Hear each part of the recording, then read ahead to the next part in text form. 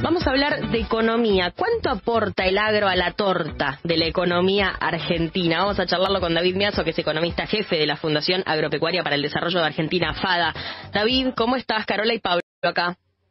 Carola, Pablo, un gusto conversar con ustedes. ¿Cómo están? Igualmente, muy bien. Gracias, David, por charlar con nosotros. Siempre con estos informes graficando literalmente qué es lo que pasa con la economía argentina, sobre todo con el aporte del agro. Esta vez, así, directo, ¿cuánto le aporta el agro al PBI argentino? ¿Cuánto del agro o por cuánto explica del PBI argentino? ¿Nos contás un poco cómo surge este informe, los resultados que les terminó dando? Bueno, las cadenas agropecuarias y agroindustriales generan el 25,6% del PBI de Argentina.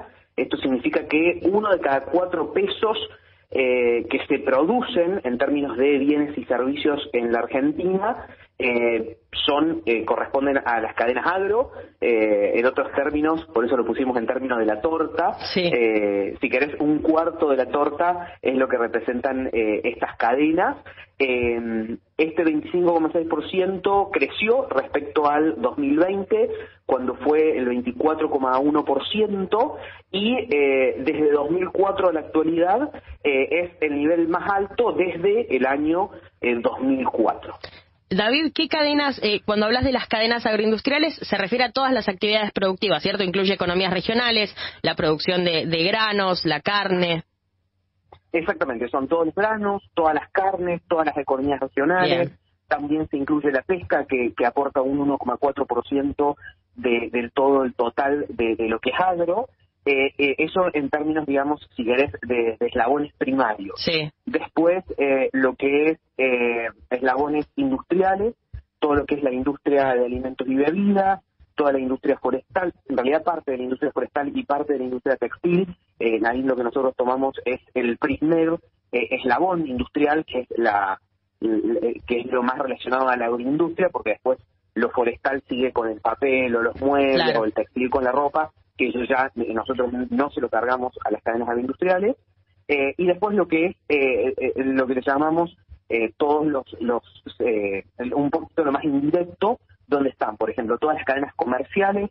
Esto es, por ejemplo, el comercio de insumos, el comercio, por ejemplo, de hacienda, por darte un ejemplo, los consignatarios, todo eso, lo que son los acopios, y después también el comercio minorista de alimentos que se originan en todas estas cadenas, como una panadería, por darte un ejemplo. Y después también, en este otro sector, también se incluyen, por ejemplo, todo el transporte y la logística. Entonces, es una mirada bien ampliada de las cadenas agroindustriales, desde los insumos hasta el consumidor o la exportación. Bien, pensaba en qué factores explican este crecimiento del aporte del que nos hablabas.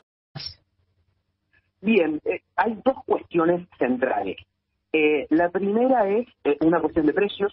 En el 2021 claro, tuvimos una mejora de precios internacionales, principalmente de los granos, que explican una parte importante de este PBI, y eso hace que crezca el valor de lo que produce y el valor agregado de lo que produce el campo, por un lado, y por otro que convivimos con una economía que en general está complicada, que hace cerca de 10 años que no crece, y donde el campo es uno de los pocos sectores que sigue traccionando. Entonces, eso ha hecho que poquito a poco se vaya incrementando la producción de niveles mínimos que alcanzó de cerca del 20% hace unos 5 o 6 años a el actual 25,6%. Entonces, es la combinación de las dos cosas. Claro. Mejoró el valor de lo que producen estas cadenas, y el resto de la economía, lamentablemente, ha estado relativamente estancado, por eso crece la participación del campo.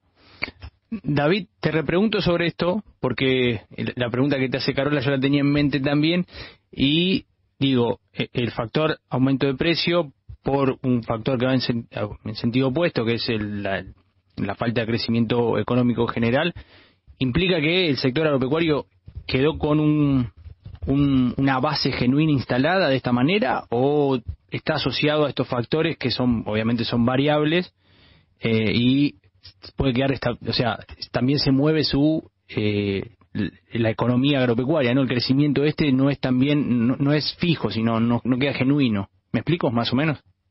Sí, hay dos cuestiones. Una cuestión que es genuina digamos, de que ha venido creciendo la producción, tanto primaria como de las carnes. Las distintas carnes también vienen creciendo, algunas de las economías regionales, viene creciendo la agroindustria. Entonces hay muchas cuestiones genuinas de que crece la producción. Otra cuestión que se puede mantener, y en el 2022 sabemos que se mantiene, que es la cuestión de precios internacionales, que también se mantiene. Si querés, eso también es genuino, aunque puede ser coyuntural.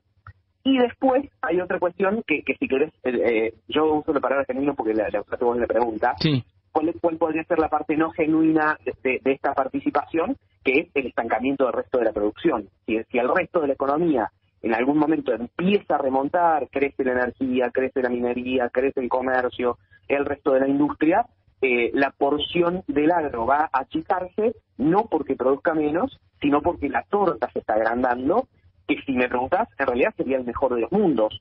Lo ideal sería que el agro mantenga este nivel, pero porque crece toda la economía y sigue creciendo el agro, no porque el resto de la economía se quede estancada. Entonces, lo ideal sería que el agro siga creciendo porque las cadenas tienen mucho potencial, más en un contexto internacional que demanda y está dispuesto a pagar más por lo que producimos y exportamos. Por eso también desde FA insistimos mucho en que hacen falta medidas que incentiven la producción y la exportación, lejos de desincentivarla, pero también para lograr un país desarrollado es necesario también que todo el resto de los sectores también crezca, ¿no? Porque es la única forma genuina, produciendo más en el campo de su industria y en el resto de los sectores, de que haya más trabajo, de que haya mejores salarios. Es la única manera genuina de que vamos a alcanzar un mayor nivel de desarrollo.